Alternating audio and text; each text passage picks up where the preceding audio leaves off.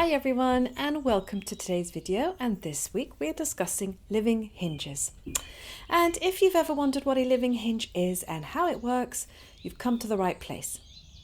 In this video I'll show you the mechanics behind living hinges, delve into why they work, and then I'm going to show you a really cool project using living hinges on my Xtool M1 laser. So how do living hinges work? So a living hinge is kind of a type of hinge made of a thin and flexible material, typically plastic, and in the upcoming example I'll be showing you in plywood, and it's used to connect two objects of the same material. So unlike traditional hinges which rely on mechanical pivots, living hinges utilize the flexibility and the strength of plywood.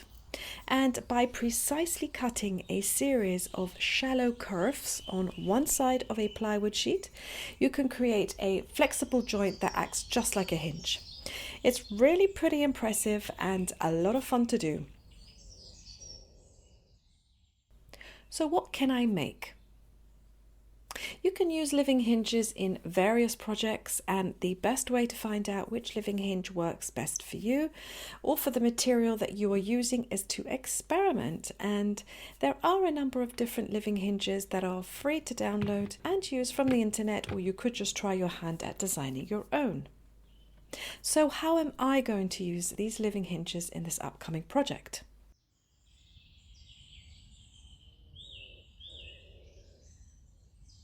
So to begin with, let's open up Xtool's free software Creative Space. And now I've imported all the elements that I've created in Illustrator, and the living hinge I'm using here I've actually copied and pasted from a project that I've downloaded once again from Creative Fabrica. And I'm going to use the layers function, and I'm going to group them into categories.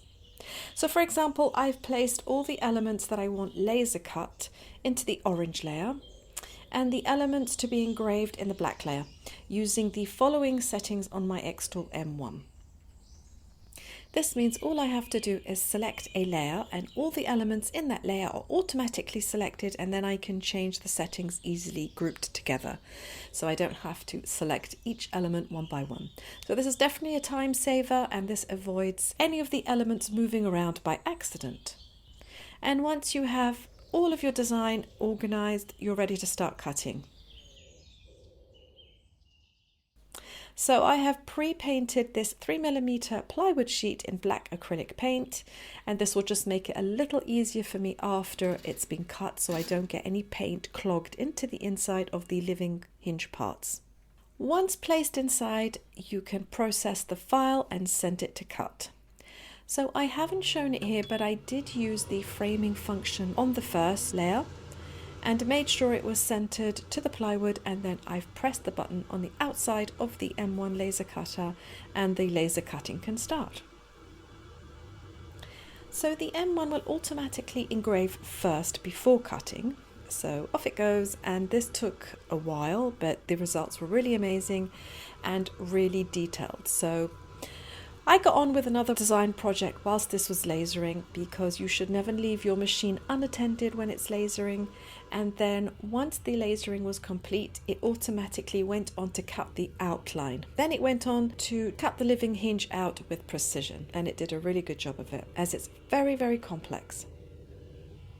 I've designed a photo album cover with a living hinge just on one of the binding sides, and I've designed it to fit some plastic A5 photo inserts that I bought from Amazon, and you can make this any size you want. I am going to adapt a downloaded cute graphic from Creative Fabrica that will be engraved on the front. So now that's complete, I can cut out the faux leather sheet that came as a sample with the M1, so I'm going to try it out. And this is a great opportunity to test the cutting on this type of material, and I couldn't find a leather setting in the material list, so I tried a speed of 10 at 100% power with one pass, and if I did it again I would try a lesser speed, say of 7 or 8, for just that perfect cut.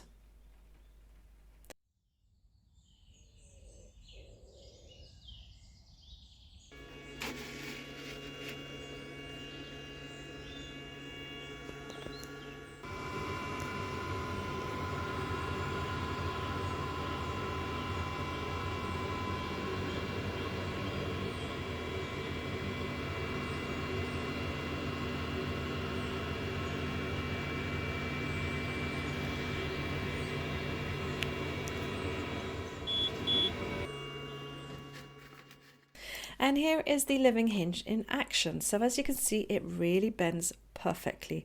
I'm really happy with the results. It acts just like the binding of a book, that when you turn it opens. I just love it. I think it's really cool. And so thanks to the precision of the laser cutting, and you really can only do this with a laser cutter, I got a really lovely hinge. And now to assembling this personalized photo album, you're going to need the following materials for this project. You will need some photo inserts, and I've bought these from Amazon in a pack. These are A5 in dimension. If you wanted a larger album, they also sell them in A4 with 4 photos on each sheet. And in between each sheet, you're going to need just a couple of cardboard strips with punched holes inside. So what I've done is cut some cardstock up in just 2 rectangular strips. These will just fit behind the living hinge, and using a hole puncher I've just added 2 holes, and you'll need enough to place 1 in front and 1 behind each plastic sheet, and this will just allow the pages to turn smoothly. And then to fix it all together, you're going to need something called a Chicago screw. I never knew what this was before I did this project, but these are in brass, and once again, Amazon is great for finding these, and they come in various colors. So the next steps are simple, much like a school binder. You just place each sheet and then a rectangular cardstock strip and keep going, and then on top of that, you're going to finish with the wood cover and then close it with the Chicago screws.